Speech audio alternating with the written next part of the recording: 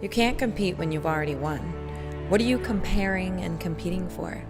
Likes, attention, status, that fulfillment of an inner insecurity?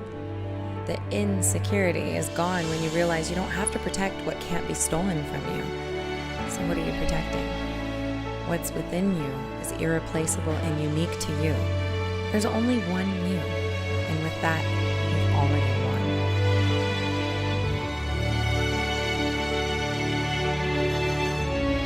I love being a woman. I think it's dope. I love being a Black woman. I think it's amazing. It's like my favorite. And I like to be an encourager. Like when I see someone thriving, like that's dope. I want to do my part for that. Someone did it for me. We get conditioned. I mean, women get conditioned in general. Black women get conditioned, in my opinion, specifically to see each other as competition. If there's room on the pedestal for all of us, then why would I compete for you for the space that you're occupying? One of my very best friends is light-skinned with long hair. We have had moments where someone or something or situation was trying to put us against each other for that. And we were literally told, like standing next to each other, it's a good thing I'm smart because I'd never get anywhere on my looks. And it's a good thing she's pretty because she'd never get anywhere on her brains. That's how deep the whole like competition and this is like, we're in the same family. Just don't compete. You get to choose. You don't have to. Besides, what do you win? Nothing. Release to receive. You will be in a place of taking and not having, which causes a mental vacuum effect of, that's not enough. I need more. But remember, in order to get more air, we have to release what we have inhaled. You can't just keep needing oxygen. You have to be grateful for that breath and release it back so you can take more in. Imagine if we held on to air so tightly as we do to some things we won't let go of. You have to release to receive. Having a competitive mindset won't get you far. A competitive mindset will keep you in a box. As a woman, you need to have the strength to understand it's not about competition. If you're in your own lane, how are you competing with anyone else if there's no one else? Everybody has their own characteristics that they bring to the table to make them who they are. As a woman, you're going to naturally want things and you're going to naturally see things that you wish you had. But you also have to know how to be disciplined enough to get it out of your mind, because you won't want what the next person has because you have no idea what that person had to go through to get what they have. You're looking outside in. Now this generation is all about image, is what you see, but it's deeper than that. I had to realize that all the loss I've been through, I had to go through that in order to be strong. When you talk about loss, that's a different type of strength that you have to tap into. So for me, I went through that at an early age. The loss of my sister changed my life because I was forced to have to deal with growing up fast. If I can give a young girl or myself advice as what to do if you're in that situation, I would say let people love you during this time. Don't have yourself so isolated to the point you lose touch of what love is. Just let people be there in order for you to be able to heal properly. You get to the place of empowerment by, first of all, being comfortable with yourself. If you don't know who you are, you look at everybody as a threat. You look at everything as a competition, like, oh, I gotta do better than this person, or I gotta do this, or I gotta do that. When you know who you are and you're comfortable within your skin, who you are, what you represent, and what you're living for and your purpose, as I said before, there's no competition. You don't see anything as it bothers you. If anything, if a woman walks into this room, I'm like, oh my God, I love your hair. Oh my God, I love this. Women that can't compliment or can't be open or always feel like someone is a threat, is something going on within them. I'm Pietra Elise, and I found strength in loss. Every woman, I think they want to date a guy that's like powerful and attractive and athletic. I had met a man and he was all of those things, but he was married. Initially, I didn't know, Okay. but it didn't take me very long to figure that out. Okay. I still entertained the situation for about 2 years, and I didn't really think about the woman back at home.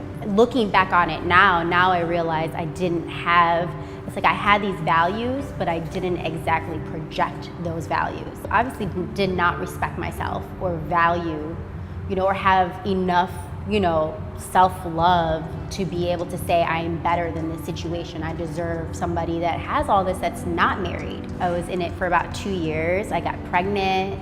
Is that what ended it?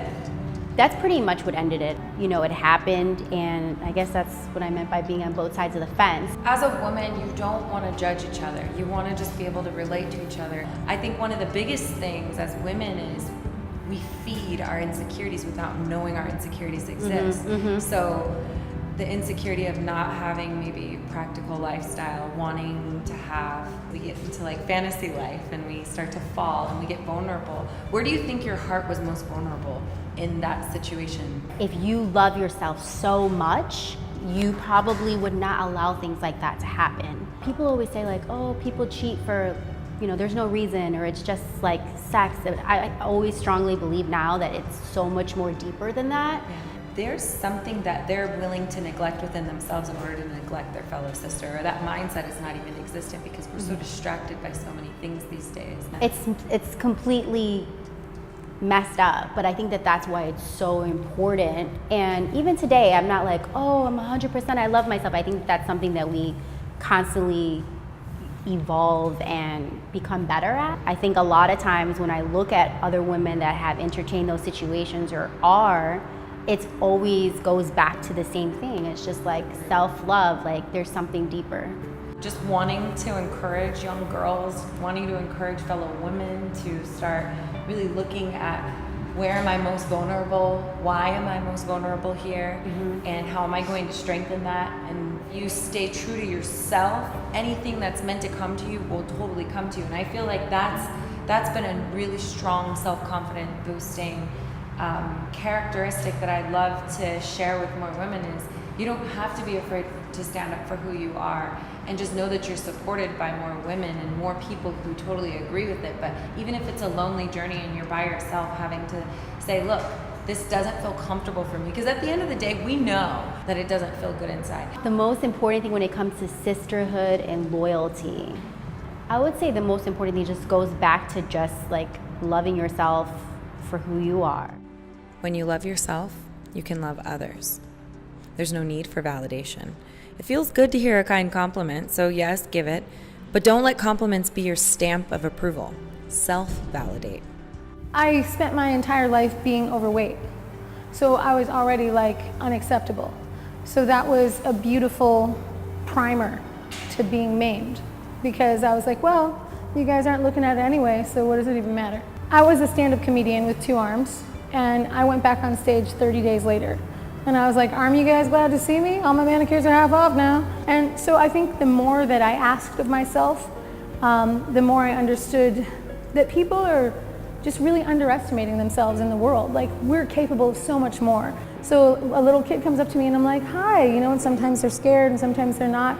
I'm like, it's like Nemo, it's my lucky fin. Do you know what Nemo is? And then I ask their parent to give me 5, and then I just end up talking to them, and what an amazing gift to be able to change the perception of a physically different looking person. My goal is to live so free that I give other people permission to be as free as me. Honestly, compliment women all the time. Strangers, I'm like, I love your dress, it's beautiful. And sometimes it's received and sometimes it's like, stank.